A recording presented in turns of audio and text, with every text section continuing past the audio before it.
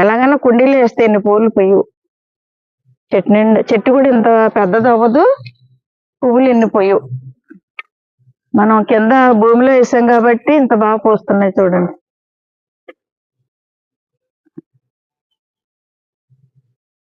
గుత్తులు ఇగోండి ఎంత బాగా పూస్తున్నాయి చూడండి. చాలా మొగ్గలండి. ఒక్కోసారి ఇంకా టైం లేక కొయ్యట్లేదు, అలా పల్లిపై కింద రాలిపోతున్నాయి.